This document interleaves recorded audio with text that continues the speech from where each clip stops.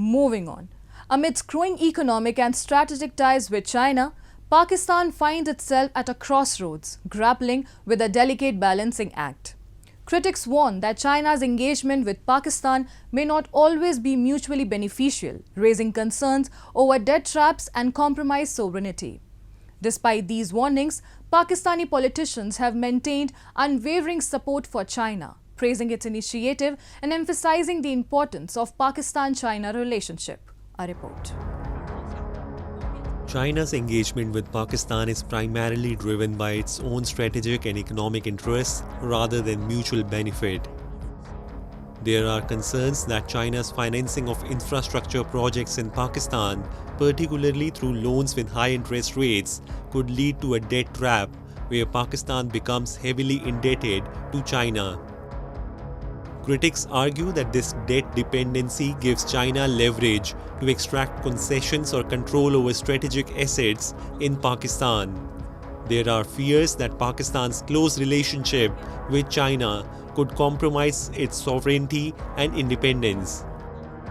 Pakistan may become overly dependent on China, leading to unequal partnerships and potential loss of control over key sectors of its economy and infrastructure. However, Pakistani politicians have refused to reconsider the long-term implications of deepening economic and strategic ties with China. In fact, Islamabad consistently offers praise and seeks to please China. Pakistan's Deputy Prime Minister and Foreign Minister Mohammad Ishaqdar reiterated Pakistan's unwavering commitment to China, calling it the cornerstone of the country's foreign policy as the two nations celebrate 73 years of diplomatic ties. In the interview with a Chinese media outlet in Beijing, he commended the Chinese leadership's initiatives. China policy is the cornerstone of our foreign policy. China has been always our brother and iron-clad partner. We hope to work together for the benefit of the people of the both countries. I admire President Xi, His Excellency, having introduced the Global Development Initiative, the Global Security Initiative, the Global Civilization Initiative.